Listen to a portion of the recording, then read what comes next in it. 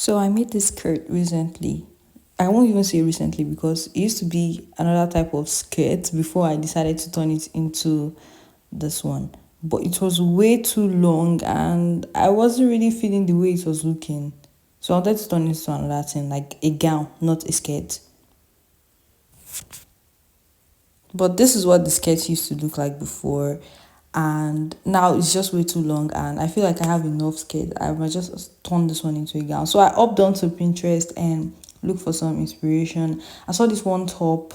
Obviously, I didn't get the inspiration from recording this video. I already thought of it before. But I'm going to be working with that top, this one, like this crunched look. I'm liking the way it's looking. So what's next is that we're going to look for what we're going to do with the down parts, that's the skirt parts. I like the way this gown was looking, but I just know my material wasn't going to be enough, so I looked for something else that was going to be accommodating. I saw this gown, it was so pretty, it complements us so well, and I liked it, but I felt like I should go with this. So I sketched out what the gown should look like. This is just me drawing. I know I'm not the best. This looks horrendous. Just bear with me. But this is what it's looking like. And by the way, the back panel is going to be in form of a shared top. So these are the materials. I went ahead to dismantle everything. I didn't touch the upper and the bottom part of the skirt. It was the middle part I took out and some other pieces material I had left. I cut out the strap. This is the first top tier of the skirt part.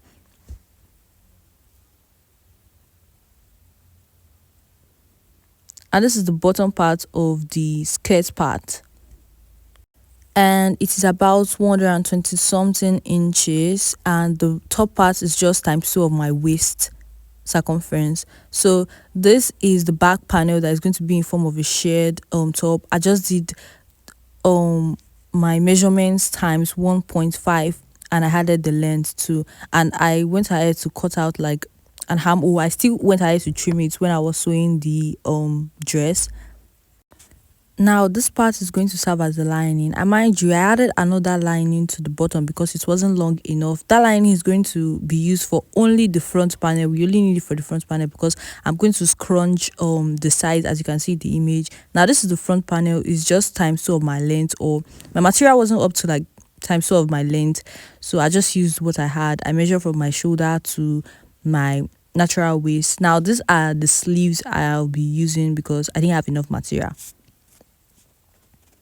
So this is what everything is looking like. This is the front panel, and what I are seeing on the material is from my steaming iron. It's not anything weird, it's just from my steaming iron. So that's where I'm going to be scrunching. I just measured like 5 inch from the middle part. As you can see, I've ironed out all the pattern to make my life more easier. So I'm just going to be using 5 inch from the middle parts to scrunch it.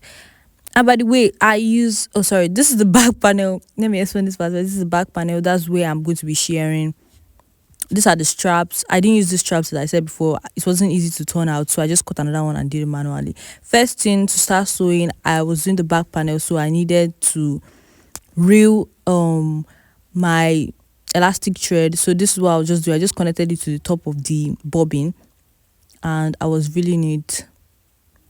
By the way, let me use this time to explain. I should have just used this elastic thread to sew the scrunch part for the front panel, but don't be like me. If you want to do your own, just add elastic there to the sides. A few moments later. Now it's finally done, and this is the back panel. I'm just going to be using the elastic thread to sew all the way from the sides.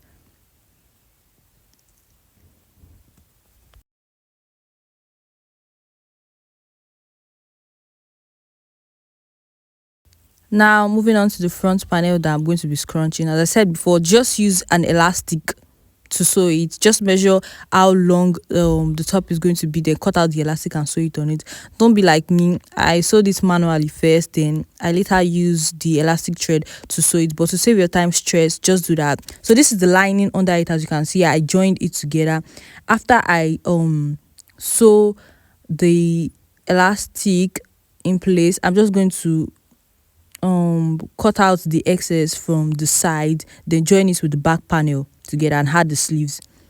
So this is the skirt part. I've gone ahead to join the top part and the bottom together.